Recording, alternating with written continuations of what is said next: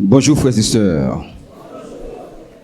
Nous sommes contents d'être avec vous encore ce matin pour mettre fin à ce programme de semaine de l'esprit de prophétie.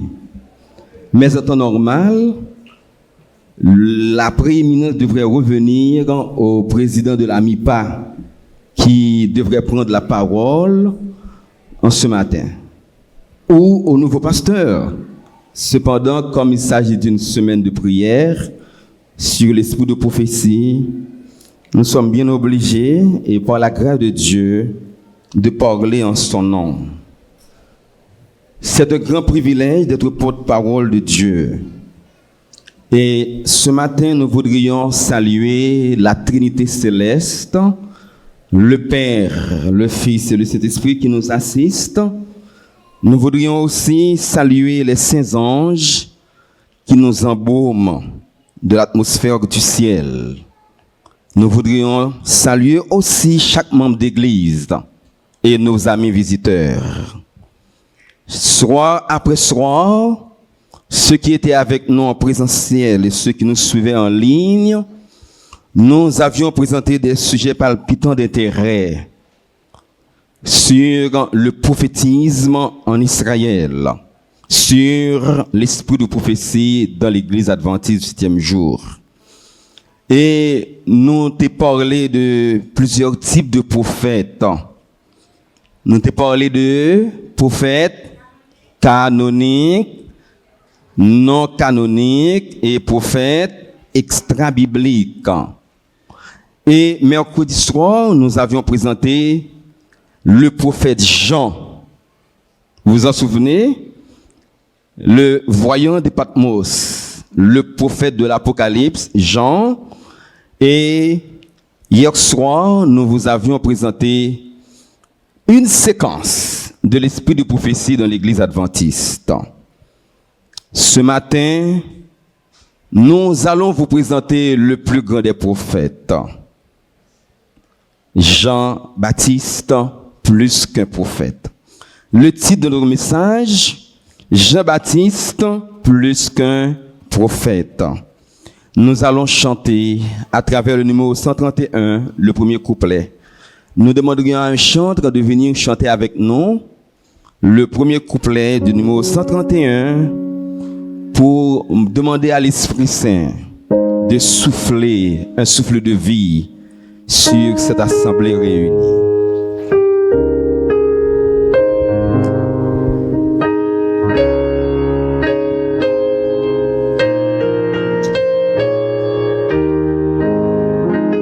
Rends-toi maître de nos âmes, Esprit Saint, Esprit d'amour, viens de terre, divine flamme, nous embrasse et en ce jour, ô viens, Esprit de Dieu, fais-nous sortir ta présence, revêt-nous de ta puissance et baptise-nous de feu, Esprit de Dieu, baptise-nous de feu. Merci pour cette prière. Jean-Baptiste, le plus grand des prophètes. Cela étonne plus d'un. Comme Jésus l'a dit, Jean-Baptiste est le plus grand de tous les prophètes. Jean-Baptiste est tellement important dans la Bible que quelques 500 ans avant, des prophéties ont été faites en sa faveur.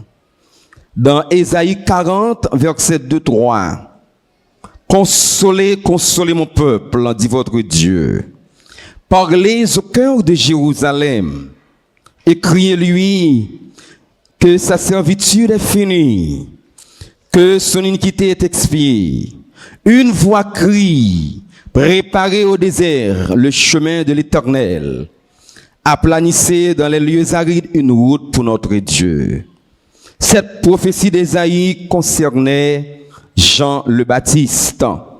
Et dans le dernier livre de l'Ancien Testament, c'est-à-dire qui ferme le canon de l'Ancien Testament, Malachie 3, verset 1 nous dit: Voici, j'enverrai mon messager. Il préparera le chemin devant moi et soudain entrera dans son temple le Seigneur que vous cherchez et le messager de l'alliance que vous désirez. Voici, il vient, dit l'Éternel des armées. Oui, des prophéties ont été faites en faveur de Jean le Baptiste. Et lorsque le moment est venu où Jean devait naître, Dieu a dépêché l'un des anges les plus puissants pour aller parler à Zacharie et à Élisabeth, Gabriel, le messager du Seigneur. Nous voyons que ange Gabriel paraît côté Zacharie, alors que Zacharie, c'était moment service Zacharie pendant l'entrée dans le temple pour la offrir parfum, l'ange Gabriel se tenait pour lui annoncer cette bonne nouvelle.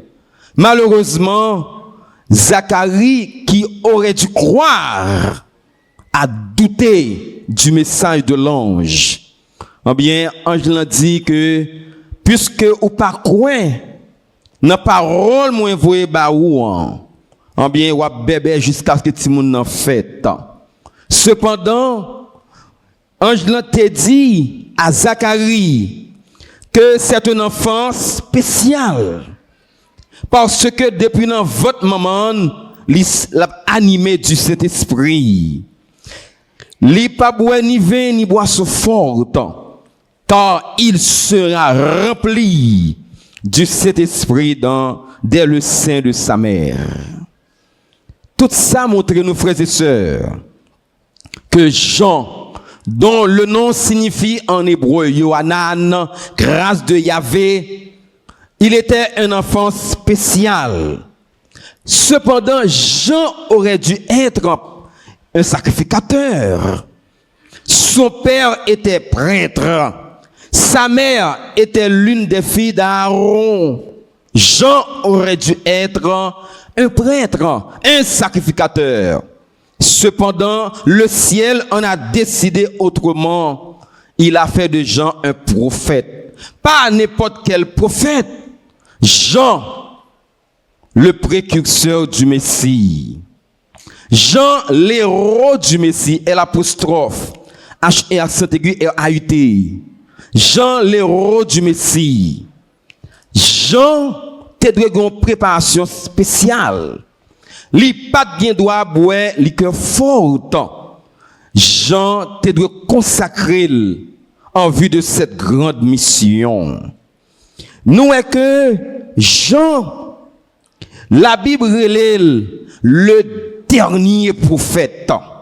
Jean était le dernier prophète de l'Ancien Testament. Oui, il est vrai que Malachie a fermé le canon de l'Ancien Testament, mais Jean était le dernier des prophètes. C'est lui qui a fait le pont entre l'Ancien et le Nouveau Testament. Et pendant 400 ans environ, ce fut le silence de Dieu. Dieu fit silence pendant environ 400 ans. Le silence vétérotestamentaire de Dieu. Bon Dieu pas parlé à personne. Bon Dieu pas envoyé aucun message, aucun messager pendant environ 400 ans. Or, on nous dit que la nature a horreur du vide. Entre-temps, certains juifs en profitaient pour écrire l'histoire profane juive. Et à travers cette histoire profane, on a dû recueillir 7 livres apocryphes, dont Baruch, Siracide, Tobie, Maccabée 1 et 2, la sagesse de Salomon, etc. Maintenant, pendant ces 400 ans, et lorsqu'on a entendu parler de prophète dans le Jourdain, on s'exclame un prophète. Tout le monde est étonné. On pensait que Dieu leur avait oublié. Un prophète. Et tout le monde accourait vers Jean. Et les pharisiens, les chefs religieux, ils envoyaient des émissaires auprès de Jean. Mais toi, qui es-tu? Es-tu le Messie? Non, je ne le suis pas. Es-tu le prophète, c'est-à-dire Moïse, que la tradition juive garde comme le plus grand de tous les prophètes? Mais si tu n'es ni Moïse ni le Messie, qui es-tu donc? Moi, je suis la voix de celui qui crie dans le désert. Préparez le chemin du Seigneur. Jean connaissait sa mission, frères et sœurs. Jean te connaît que tu as une mission pour t'accomplir. Et c'est la plus grande de toutes les missions. Parce que les prophètes de jadis, ils ont entendu parler de la venue du Messie. Daniel a prédit l'heure exacte du baptême du Messie. Ésaïe a dépeint sa souffrance, son agonie dans Ésaïe 53. Cependant, aucun d'eux n'a eu le privilège de présenter le désir des anges, le Messie à la nation juive. Jean a eu ce grand privilège, frères et sœurs. Le désir des anges, le Shiloh, celui qui doit abattre la postérité de Satan. Jean a eu ce privilège de le présenter à la nation juive. C'est peut-être ça, dans Matthieu chapitre 11, versets 9 à 11, Jésus-Christ dit que depuis le temps de Jean-Baptiste, le royaume des cieux est forcé. Et ce sont les violents qui s'en emparent. Et il dit, car tous les prophètes et la loi ont prophétisé jusqu'à Jean. Voilà pourquoi Jean est le dernier prophète qui fait le pont entre l'Ancien et le Nouveau Testament. Cependant, quoique compris l'importance de sa mission, Jean, tout comme Élie, après avoir présenté Dieu sur le mont Carmel, après avoir gagné la bataille dans ce match entre un seul représentant de Dieu et 850 prophètes de Baal et d'Astarté, Élie a dû sombrer dans le découragement. Jean, après avoir accompli sa mission, Jean est sombré dans le doute. Il voyait quelques disciples vers Jésus. Pendant qu'il était à Machéronte, dans cette prison enfermée à Machéronte, la prison s'appelait à Machéronte, frères et sœurs. Jean vous dit, es-tu celui qui doit venir? Nous entendez? L'homme reste l'homme. Même si moun nan te fait tout le temps, mon Dieu, tant que Moïse, 40 jours, 40 nuits, une première fois, dans la présence de Dieu. Et une deuxième fois, parce qu'elle t'écrasait sur la sainte colère, les deux tables de la loi.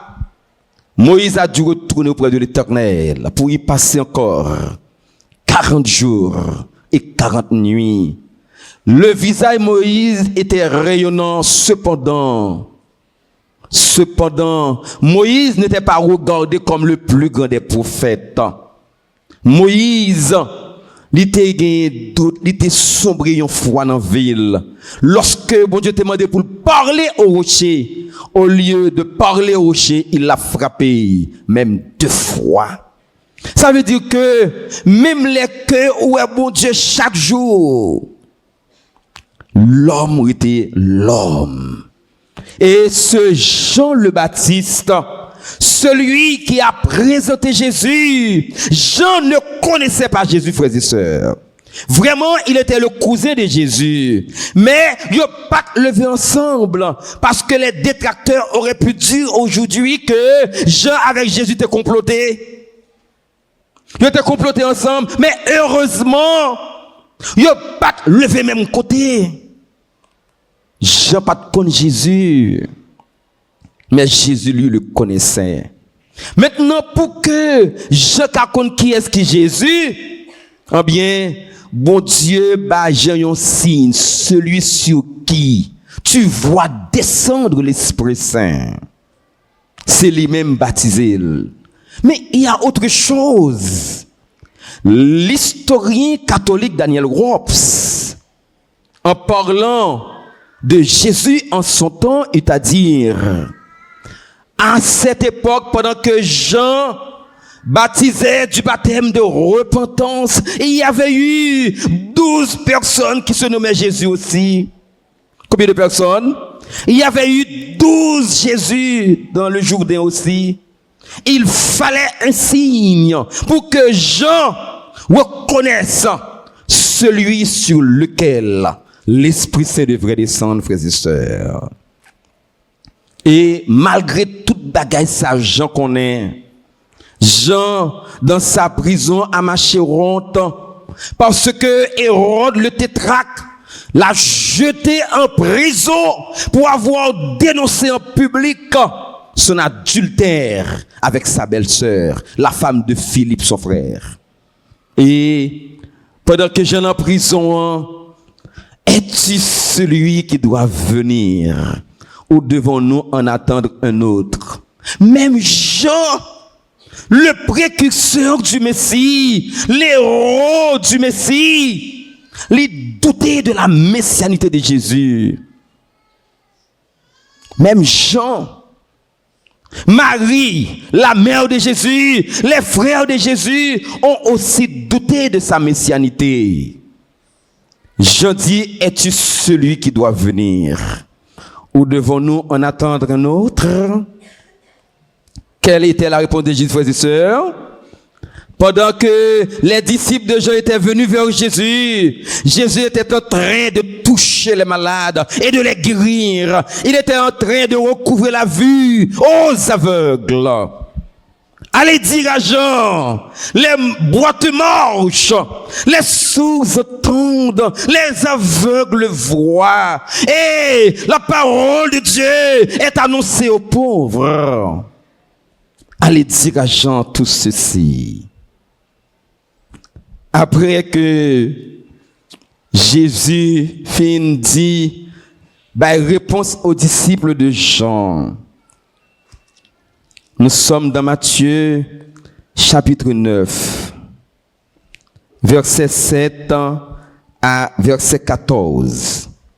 Comme il s'en allait, Jésus se mit à dire à la foule au sujet de Jean, qu'êtes-vous allé voir au désert?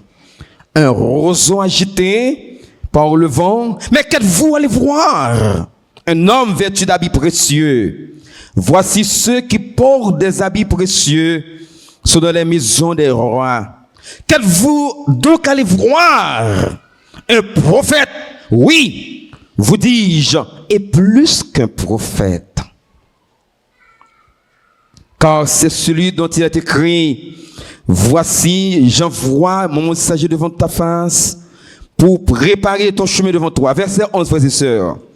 Je vous le dis en vérité, parmi ceux qui sont nés de femmes, il n'en a point paru de plus grand que Jean-Baptiste. Cependant, le plus petit dans le royaume des cieux est plus grand que lui. Ah, Jean-Baptiste est plus grand que Moïse? Jean-Baptiste, qu'est-ce qu'il a écrit? Rien du tout. Il fait partie des prophètes non canoniques. Il n'a rien écrit. Quelles étaient les œuvres de Jean? Il était apparu en l'an 27 au Jourdain. Il a prêché le baptême de repentance. Les soldats sont venus vers lui. La foule, les publicains, tout le monde est venu vers lui. Il les a tous conseillés. Mais qu'a-t-il fait d'autre? Jean serait plus grand que Moïse, celui qui en 3 fois, sa vie a été partagée en 3 fois 40.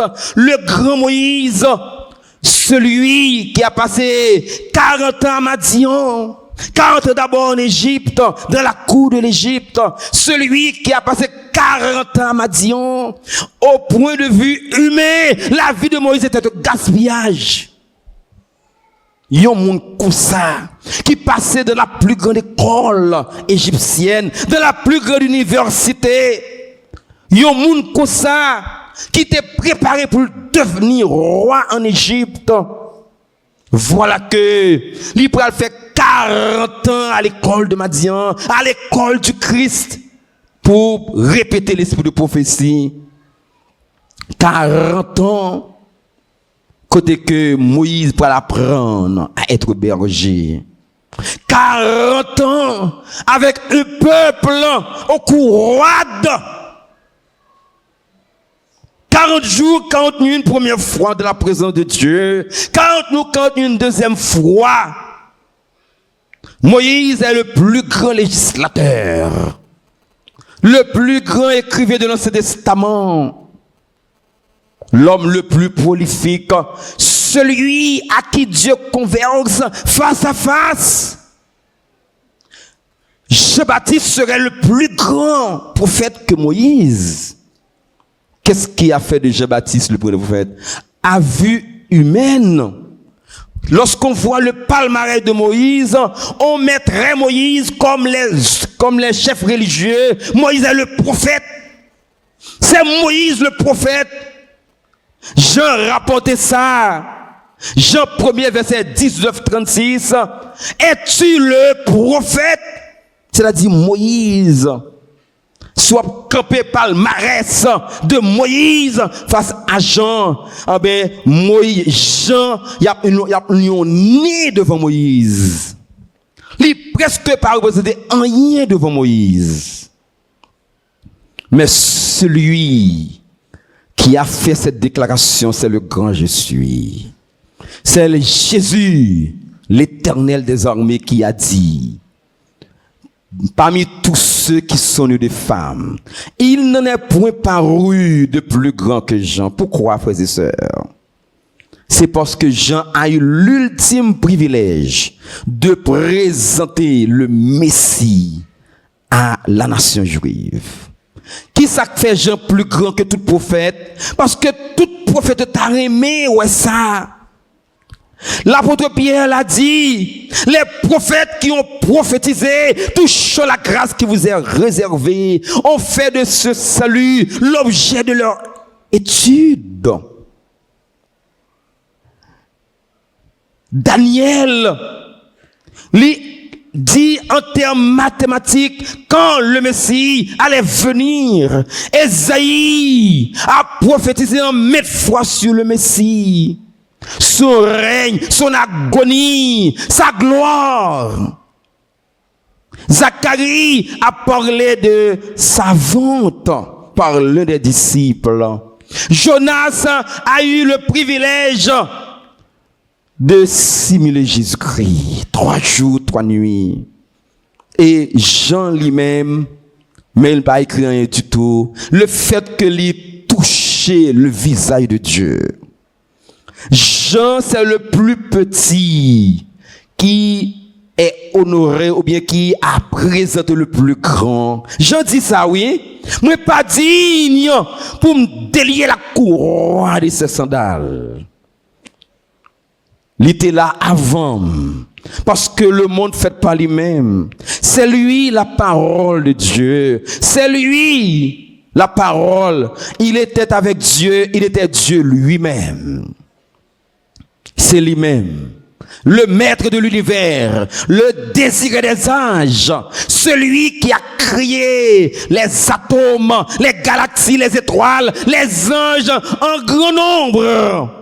C'est lui-même, oui, qui vient faire non pas bête. Tant qu'on petit monde petit, il a grandi de la pauvreté la plus extrême. Comme une plante qui n'a pas de l'eau pour le lever. Ainsi a grandi Jésus. C'est ce Dieu-là. C'est le maître de l'univers, sous sa forme humaine, que Jean a eu le privilège, non seulement de baptiser, de toucher et de présenter. Voilà ce qui fait de Jean le plus grand de tous les prophètes. Mes frères et mes sœurs, l'homme regarde à l'apparence, mais Dieu regarde qui bon au cœur. L'homme regarde à l'apparence, mais Dieu regarde au cœur, frères et sœurs.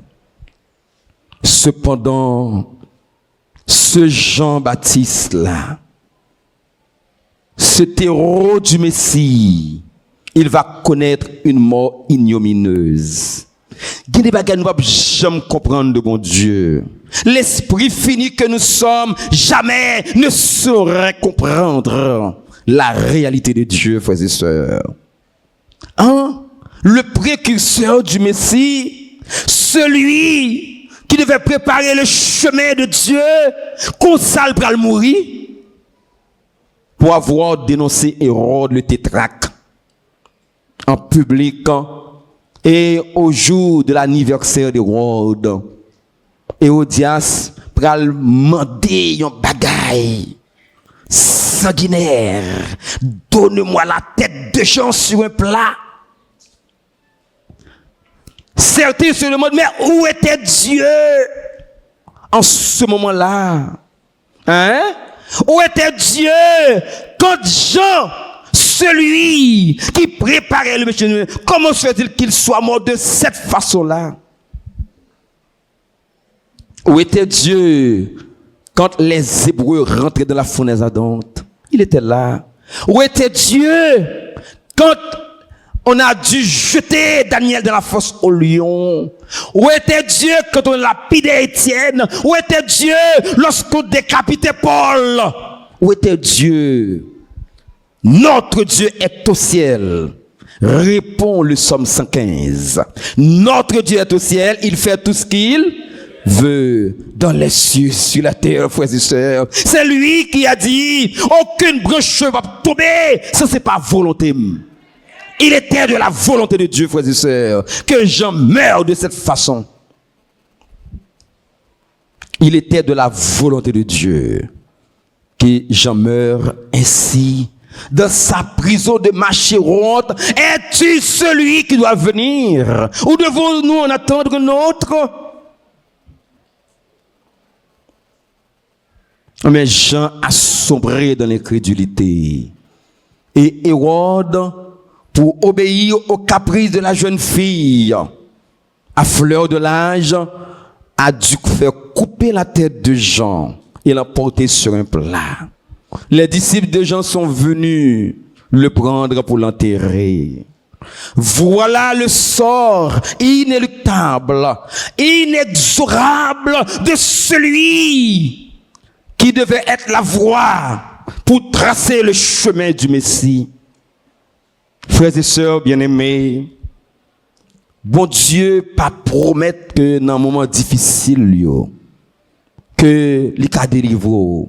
Et s'il voulait, selon volonté souveraine, il délivre, frères et sœurs.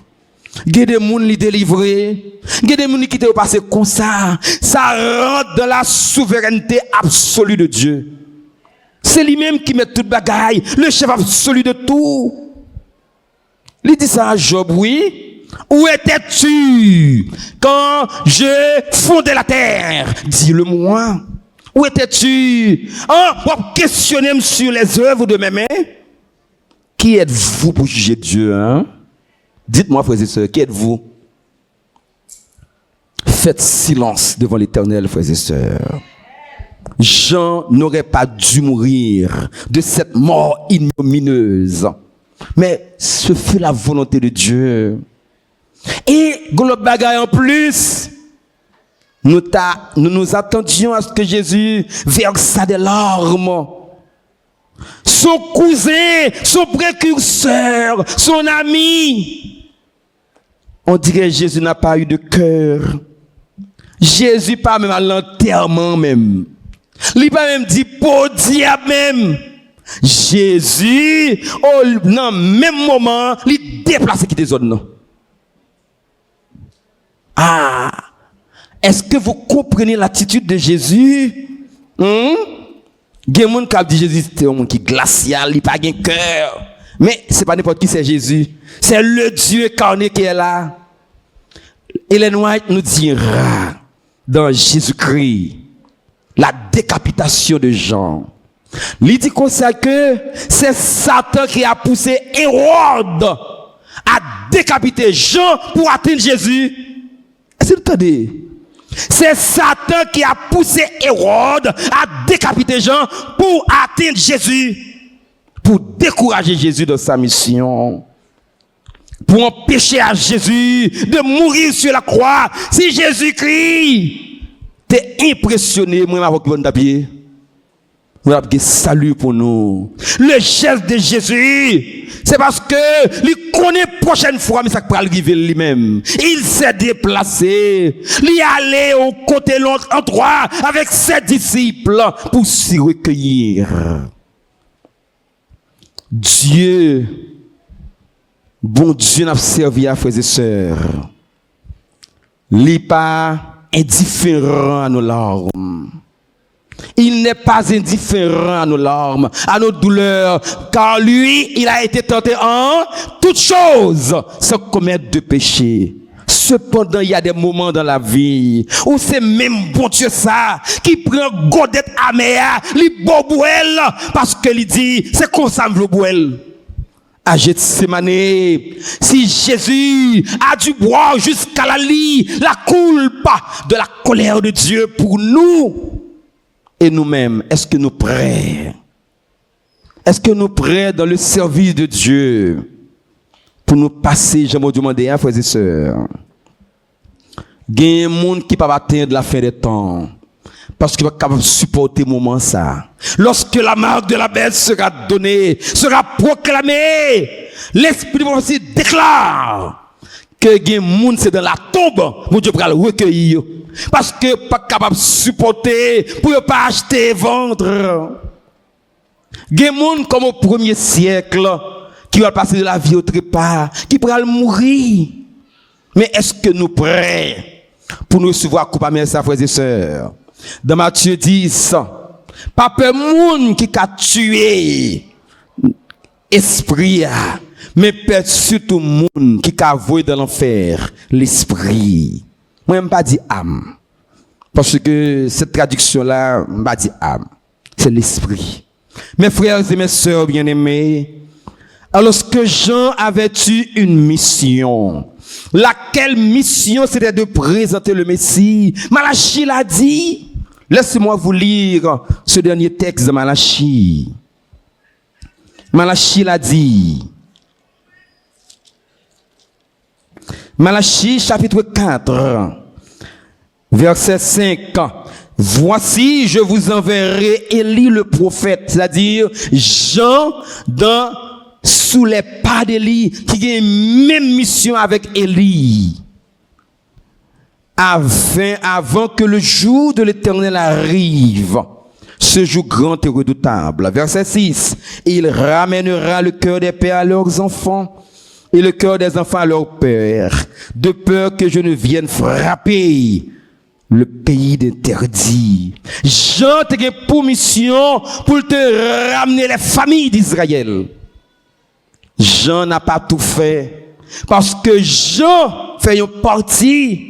Parce que le texte a dit, avant que le grand jour de l'Éternel n'arrive, ce grand jour, c'est ce jour-là que Jean dit, il a dû être ravi au jour du Seigneur. Elle tendait derrière lui une voix qui dit, ce que tu vois, écris-le. Au jour du Seigneur.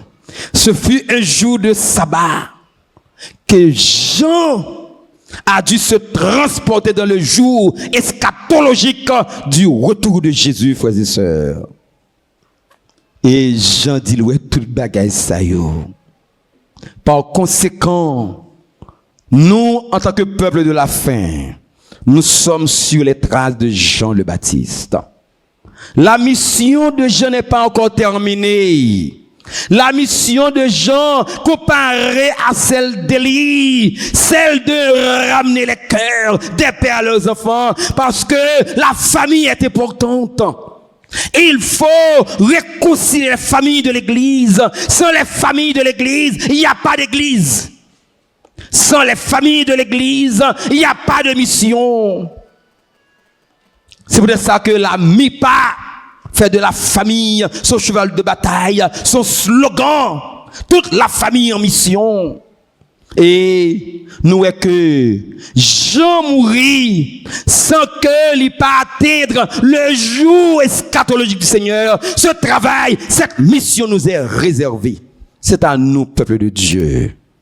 Peuple du reste, peuple de la prophétie, la Odyssée, la Odysseus, le peuple juste, le jugement des peuples, c'est nous-mêmes. Nous marchons sur les pas de Jean le Baptiste. C'est à nous de ramener les cœurs des pères à leur mère, les cœurs des enfants à leur mère, les cœurs des fils à leur père. C'est nous-mêmes qui avons mission ça. À travers le message des 3 anges, nous avons la mission de prêcher à ce monde qui périt, frères et sœurs. Est-ce que vous êtes prêts pour cette mission? Est-ce que vous êtes prêts pour cette mission, frères et sœurs? Alors que dans cette mission, il y a beaucoup de pièges. Dans cette mission, il y a même la mort qui nous attend. Est-ce que quand même vous êtes prêts pour cette mission? Que Dieu vous bénisse.